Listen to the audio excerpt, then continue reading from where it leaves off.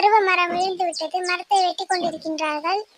மீண்டும் புயல் உருவாவதால் மீனவர்கள் யாரையும் கடலுக்கு செல்ல வேண்டாம் என்று வானிலை மையம் தெரிவிக்கப்பட்டுள்ளது. இடி இடிக்காமல் மின்னல் இல்லாமல் மழை பெய்வதாக சாதாரணமா நினைத்து இதே மாதிரி தண்ணீர் தேங்கியிருப்பதால் டெங்கு காய்ச்சல் உருவாகின்றன. பாதுகாப்பாக இருக்க வேண்டும். இந்த மழையில் தண்ணீரில் நிறைய பாம்பு போய் கொண்டிருக்கின்றன. தண்ணீர் ஓடுவதை தற்போதைய செய்திகளில் பார்த்து கொண்டிருக்கின்றோம். கடலூர் மாவட்டங்களில் மழை அதிகமாக ஆய்கொண்டிருக்கின்றன. அடுத்து கனத்த மழை பெய்வதாக கடலூர் மாவட்டங்களில் நாளை பள்ளிகளுக்கு விடுமுறை என்று அறிவிக்கப்பட்டுள்ளது. இந்த கனத்த மழை காரணமாக வியாழக்கிழமை சந்தைகளில் காய்கள் விலை ஏறிக் கொண்டிருக்கின்றன.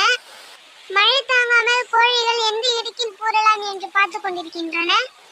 இந்த மழையினால் கோழிகளுக்கு அதிகம் சீக்கு வருகின்றன. இந்த மழையினால் வீட்டுக்குள்ளே தண்ணி வருகின்றன. நம்ம மழை அடித்து செவுறு புட்டுக்கிட்டு இருக்கிறத நாம் பார்த்து கொண்டிருக்கின்றோம். இங்க பாருங்க, தரை எப்படி இத்துடன் செய்திகள் நிறைவடைந்தன.